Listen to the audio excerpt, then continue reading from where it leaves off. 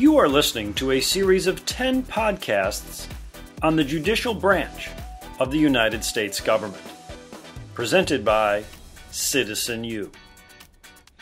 Episode 6. Discuss contemporary jurisprudence and its effects. Explain judicial activism and judicial restraint.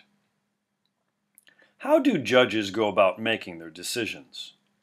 The process of making a judicial decision is called jurisprudence. Ideally, we all wish to believe that justice is blind. We hope that judges base their opinions upon what the law says, and not on personal bias.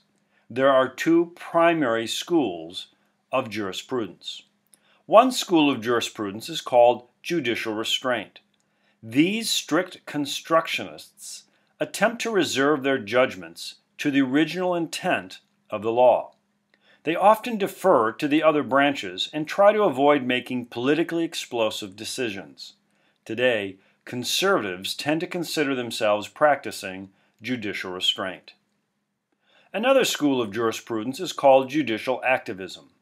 Activist judges see themselves as the last resort for the powerless.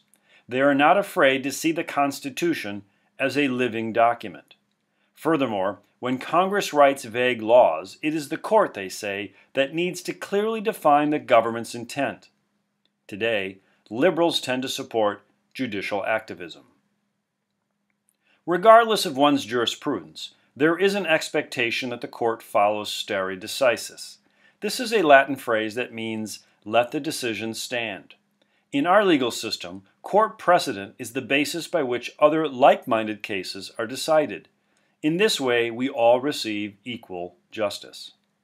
When the court does deviate from precedent, it can be accused of becoming a policy-making institution. Here again we see why the court is no longer the least dangerous branch.